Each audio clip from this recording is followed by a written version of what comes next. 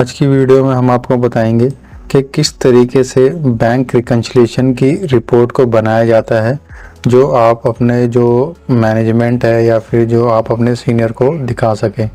क्योंकि जो tally prime में हम बैंक रिकन्सिलिएशन करते हैं उसमें कुछ ऐसी खास रिपोर्ट नहीं निकलती जिससे कि जो हमारे सीनियर्स हैं उनको पता लगे कि जो हमारे बैंक में क्या चल रहा है और जो किस तरीके से हमारा जो बैंक रिकन्सिलिएशन है वो हम ठीक कर भी रहे नहीं कर रहे, हमारा बैंक रिकन्सिलिएशन मैच हो रहा है कि नहीं हो रहा, या फिर हमारे कौन कौन से चेक है जो बैंक में हमने डाले अभी तक क्लियर नहीं हुए हैं, या फिर कौन कौन सी एंट्री हमने नहीं करी है, या फिर आपको जो आपके सीनियर से पूछना है कि ये आपके बैंक में आया है लेकिन इसको कि इस पार्टी से आया है किसे नहीं आया है।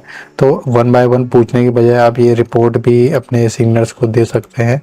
इससे भी आपके जो सीनियर्स हैं वो पता लगा लेंगे कि किस तरीके से जो मतलब क्या क्या आपको चाहिए, क्या क्या डिटेल आपको चाहिए और उनकी कंपनी में बैंक से रिलेटेड क्या क्या ट्रांजेक्शन्स हो रही है।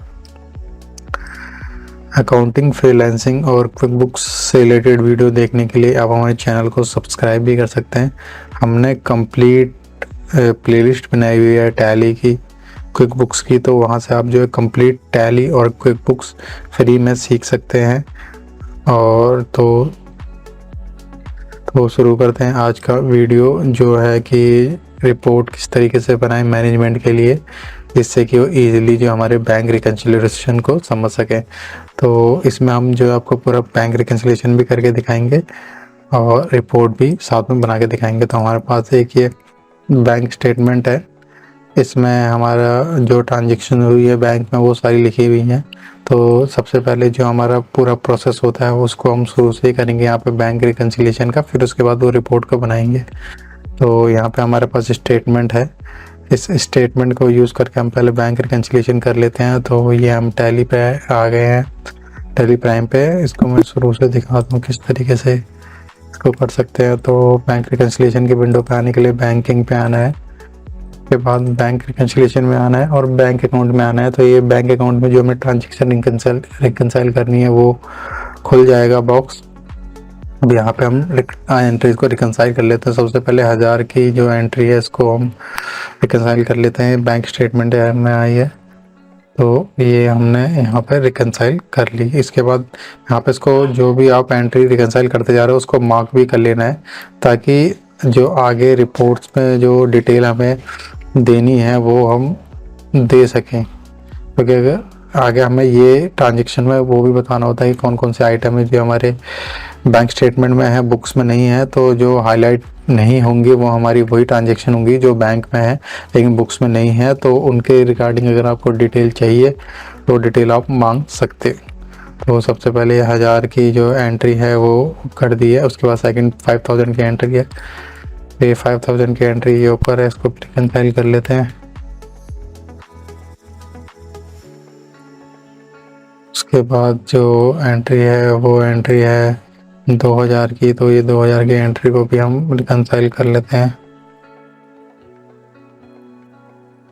उसके बाद जो एंट्री है वो है 50 की और 100 की, ये हमारी बुक्स में नहीं है। और जो ये वाली एंट्री है ये हमारा चेक जो रिटर्न हो गया है, तो इसको अभी रिकन्साइल में दिखाना उतना ज़रूरी है नहीं, और इसको आप अगर दिखाओगे तो भी कोई फ़र्क बैंक में पड़ेगा नहीं, क्योंकि डेबिट क्रेडिट दोनों इसमें हो गया है। लेकिन अगर आप ट्रैकिंग करना चाहते हो तो इसके लिए आप ये बुक्स में इसको अपने दिखा सकते हो। बाकी ESI पेड है, इसकी एंट्री कर लेते हैं। तो इस तरीके से ये हमने यहाँ पे एंट्रीज जो हमने हाईलाइट भी कर ली हैं और यहाँ पर रिकन्साइल भी कर ली है। अब इसको कंप्लीट रिकन्साइल करके इसको यस कर लेते हैं। अब दोबारा बैंक में जाके इसकी जो रिपोर्ट है जो अनरिकन्साइल ट्रांजेक्शन है 25000 की, ये हमारे बैंक में जो है हमने अपने बुक्स में एंटर करी है, ये अभी तक क्लियर नहीं हुई है। तो हम इस रिपोर्ट को एक्सपोर्ट कर लेते हैं। यहाँ से हम इसको एक्सपोर्ट कर लेंगे, एक्सेल ऑलरेडी है ही, इसको फिर उसके बाद सेंड कर लेते हैं।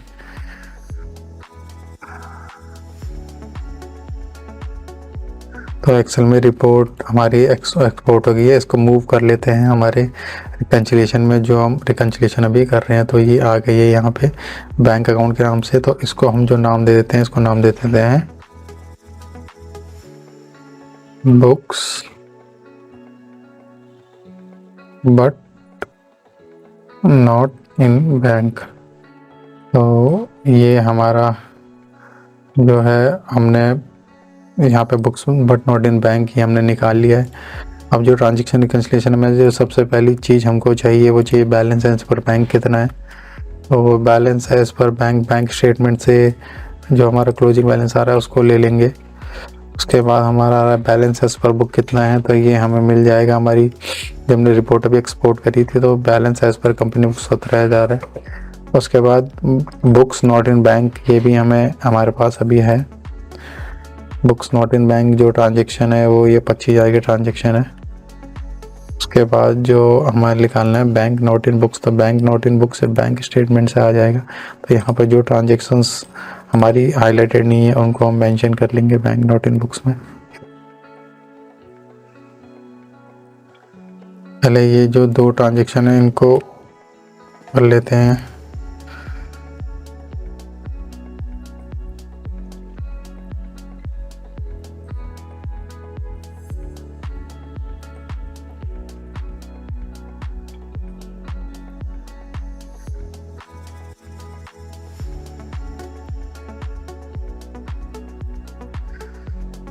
इनको चाहो तो इनको भी आप अपनी स्टेटमेंट में रख सकते हो इनकी, फिर ताकि हम इसकी एंट्री बाद में करें। और उसके बाद ये एंट्री हो गई। तो यहाँ पे इसको टोटल कर लेते हैं।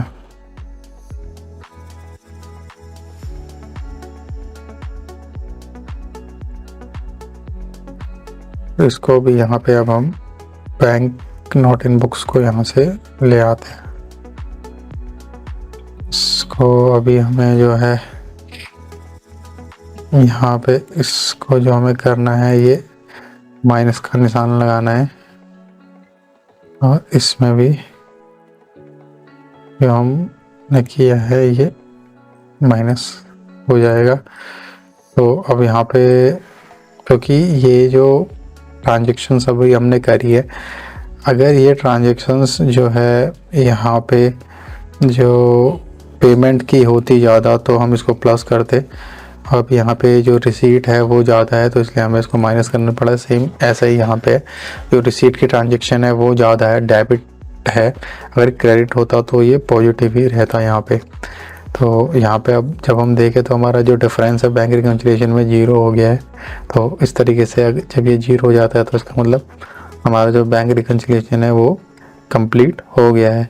अब इसमें इसकी एक जो खासियत वो ये है कि अगर मान लो थोड़ा सा भी आप अगर चेंज होगा, आपका जो बैलेंस है थोड़ा भी मैच नहीं होगा, तो डिफरेंस आपको यहाँ पे बैंक की जो समरी है उसमें दिख जाएगा। तो यहाँ पे जैसे अभी क्या है कि हमने एक एंट्री हटाई थी बैंक नॉट इन बुक्स में से बैंक चार्जेस की, तो यहाँ पे डिफरेंस आ गया। तो इस तरीके से जो है यहाँ पे जैसे हम उस एंट्री को दोबारा करेंगे तो हमारा बैंक रिकन्सिलिएशन मैच हो जाएगा। तो इसकी खासियत यह है कि जब तक आपका जो बैंक रिकन्सिलिएशन मैच नहीं होगा तब तक यहाँ पे जो ये डिफरेंस आएगा।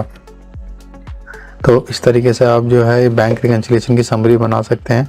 इसका जो एक और फ़ायदा ये है कि यहाँ पे अब आप ये रिपोर्ट अपने जो आपका सीनियर है इसी एक रिपोर्ट में से देख सकता है कि कौन कौन सी एंट्री है जो आपके बैंक में है, बुक्स में नहीं है, और इनकी डिटेल आपको वो प्रोवाइड करेगा। और उसके बाद अपनी बुक्स में ये आप एंटर कर सकते हैं। जैसे कि ट्रांसफ़र की डिटेल, कुछ एंट्री है जो है वो आपको पता लग रही है तो आप खुद डायरेक्टली भी एंट्री कर सकते हो और उसके बाद ये रिपोर्ट बना सकते हो। लेकिन जैसे इसमें सिर्फ ट्रांसफ़र लिखा हुआ है तो ये आपको नहीं पता कि ये ट्रांसफ़र जो आपके बैंक में कहाँ से आया है। तो उसके लिए आपका जो सीनियर है वो आपको इन्फॉर्म करेगा, इस पे लिख देगा कि ये आपको इससे ट्रांसफ़र मिला है। उसके बाद अब ये एंट्री को पोस्ट कर सकते हो। तो इस तरीके से ये जो स्टेटमेंट है काफ़ी हेल्पफुल रहती है। बाकी इसके अलावा जैसे जो ये ट्रांजेक्शन है bank books not in bank में, तो जो आपका जो सीनियर जो मैनेजमेंट है उसको पता लगता रहता है कि कौन कौन सा जो चेक है आपने बैंक में भेजा है लेकिन क्लियर नहीं हुआ है। तो इस तरीके से जो मैनेजमेंट डिसीजन जो लेने होते हैं उसमें भी काफ़ी हेल्प करती है इस तरीके की जो रिपोर्टिंग होती है। साथ में आपका जो एक डॉक्यूमेंट है वो क्रिएट होता है और आप ये जो डॉक्यूमेंट है किसी ऑडिटर को भी दिखा सकते हैं और मतलब काफ़ी हेल्प करेगा आप अगर ये मंथली रिकंसाइल करके अगर आप इसको बनाते हैं, क्योंकि टैली में जो रिकंसाइल हुआ है उसमें इतना जो डिटेल में पता लगता नहीं है और टैली आपका जो है हर कोई जो खोल के नहीं देखता है, क्योंकि जो आपके सीनियर्स होते हैं वो ज़रूरी नहीं है कि उनको टैली आता है या फिर उनके पास एक्सेस है या नहीं है। तो इस तरीके की रिपोर्ट बना के भी आप अपने सीनियर्स को दे सकते हो। ये जो एक्सेल शीट है जिसमें हमने ये रिपोर्ट बनाई है, इस एक्सेल शीट को हमने डिस्क्रिप्शन में भी अटैच कर दिया आपके रेफरेंस के लिए कि आप भी अगर इस तरीके की अगर रिपोर्ट बनाना चाहते हैं तो आप इसको as a sample template use कर सकते हैं। फ्रीलांसिंग अकाउंटिंग और फ्री कोर्सेज से रिलेटेड वीडियो देखने के लिए आप हमारे चैनल को सब्सक्राइब भी कर सकते हैं और आप हमारी कम्युनिटी को भी ज्वाइन कर सकते हैं। इस कम्युनिटी में हम जो फ्रीलांसिंग से रिलेटेड जो प्रोजेक्ट है उनको अपलोड करते हैं। साथ ही अगर कोई जो अगर अपना काम करवाना चाहता है फ्रीलांसर से जिसके पास कम बजट है या स्मॉल बिजनेस है तो वो भी इस कम्युनिटी को ज्वाइन कर सकता है, या फिर हायरिंग करना चाहता है फ्री ऑफ कॉस्ट तो वो भी इस कम्युनिटी को ज्वाइन कर सकता है।